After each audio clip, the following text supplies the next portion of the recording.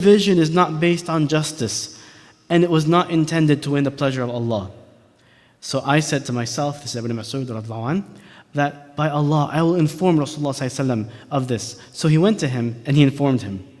The Prophet sallallahu alaihi wasallam's face became red, and he said, "Who will do justice if Allah and His Messenger do not?"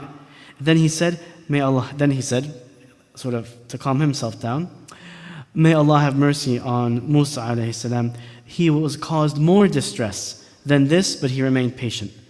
Having heard this, I, Ibn Mas'ud, said to myself, I shall never convey anything of this kind to him in the future. And this hadith is muttafaqun alayh. It's a very interesting scenario, because we hear something and we see an angle of the humanity, the human side of the Prophet Muhammad sallallahu alaihi wasallam, as well as one of the companions. Because we sometimes forget that Allah subhanahu wa ta'ala, we have to realize Allah subhanahu wa ta'ala did not send down an angel to be our messenger. Rather, He sent a Rasulullah sallallahu alaihi wasallam, who is a man, a human being, who had emotions, he had reactions, he could get angry. But even though he was the perfect example, he was the best of all of Allah's creation, and in that perfection were the human aspects of his personality and his behavior. And likewise from the companions. Who is better than the companions from the generation? They are the best of the people, the best of generations, best of all the generations. So the situation here is after one of the battles, and so this is when there was many people that were new to Islam, and so the Prophet ﷺ was giving them, basically showing them that, we are generous in Islam.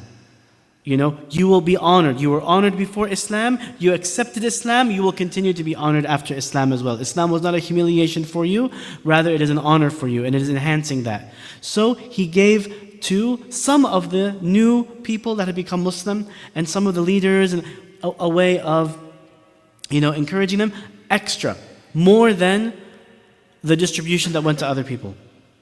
Someone from this, and there's a narration that it seemed like, I think there's another narration that mentions that this man had very, very poor akhlaq. I don't know if it's this one or another example happened where this man spoke very badly to Rasulullah, and so it's actually he was talking to him directly.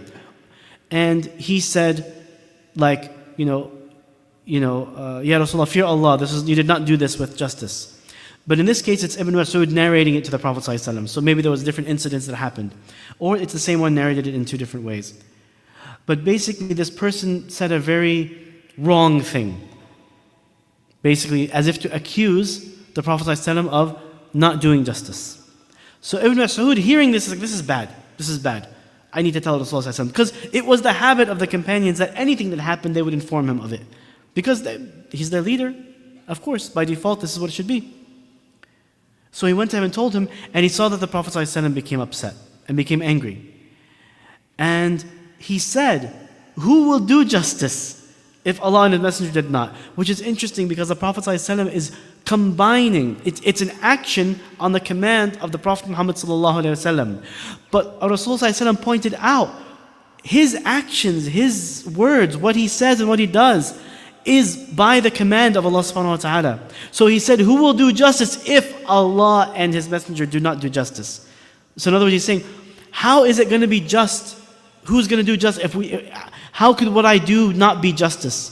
I'm doing what Allah subhanahu wa ta'ala commanded. Where would justice be if it's not being done by us? And then he said, may Allah have mercy on Prophet Musa, because he was tested by more than this, and he remained patient. So mashallah, subhanallah, the Prophet ﷺ looked to the other prophets ﷺ as his own role models.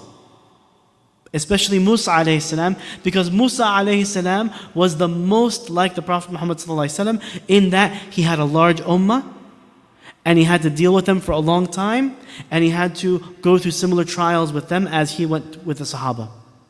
So he looked to Musa ﷺ for guidance and for inspiration, and he looked to Musa, in this case said, Musa went through worse than this, and he remained sabr. So in other words, telling himself, the Prophet ﷺ is telling himself to have sabr.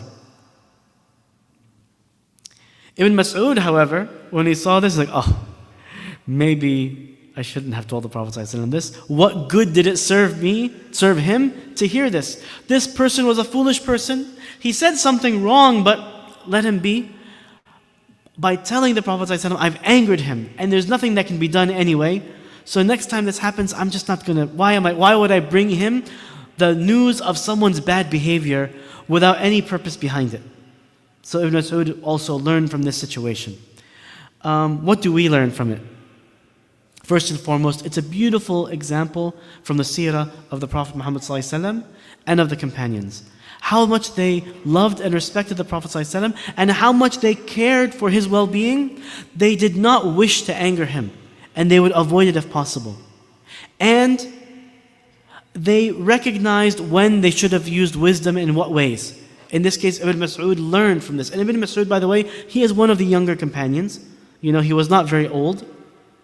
And so he encountered a situation that maybe I should have done something different. And he learned, he's narrating this to tell us also his own, what he considered a mistake and how he was going to rectify it in the future. Because the companions were not shy, they were very humble, they had the humility to admit and acknowledge their own shortcomings.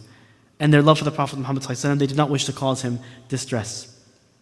And the Prophet ﷺ, he called upon sabr and reminded himself to have sabr when he had to deal with the difficulties of his own ummah. Subhanallah. In another hadith, as I mentioned, the other hadith mentioned this man who spoke with this very irreverent, disrespectful tone with regards to the command of the Prophet ﷺ. The other hadith mentions, I don't know if it's going to be mentioned in the Riyadh al-Salihin, that he actually was going to be, from his descendants, were going to be the Khawarij. The Khawarij are the ones who, they exit Islam. That's why they're called Khawarij, the Khuruj. They leave Islam as they enter it. They have the shape and actions and even worship of the righteous people, but they have no concept of how to apply the Islam the correct way, and they go to such extremes that they make the major sins kufr. They will kill Muslims and leave the non-Muslims. And they have all kinds of these other traits. And we find these people, for example, in the extremistic groups, like for example, the ISIS, who would focus their energies on killing Muslims and leaving the non-Muslims. And we know that behind ISIS there's all kinds of ideas and stories about who is really behind it. But that is this mentality. And so the other hadith mentions, if it was this one, this man was from him would be the descendants of from his descendants would be the Khawarij, subhanAllah. So we seek refuge in Allah subhanahu wa ta'ala from you having imprecise or poor wisdom in our dealing. We seek refuge in Allah subhanahu wa ta'ala from allowing our anger to lead to an unjust or incorrect action. We seek refuge in Allah subhanahu wa ta'ala from stating something like this man did in this hadith, incorrect, based on our own judgment about the Prophet Muhammad ﷺ, his commandment, or of Allah subhanahu wa ta'ala.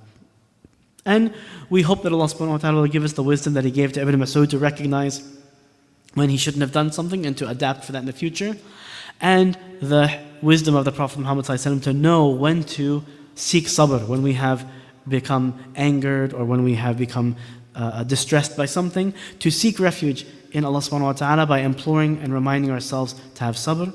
And inshallah, we ask Allah subhanahu wa ta'ala for the very best in the dunya and in the akhirah. رَبَّنَا آتِنَا فِي الدُّنْيَا حَسَنَةً وَفِي الْآخِرَةِ حَسَنَةً وَقِنَا عَذَابَ النَّارِ. We ask Allah subhanahu wa ta'ala to help our brothers and our sisters in Gaza, in the rest of Palestine, in Sudan, in Yemen, in Afghanistan, in Kashmir, in Syria, in Chad, in Bosnia, in Chechnya, in all the places where the Muslims are, in our Uyghur brothers and sisters that are being persecuted in China.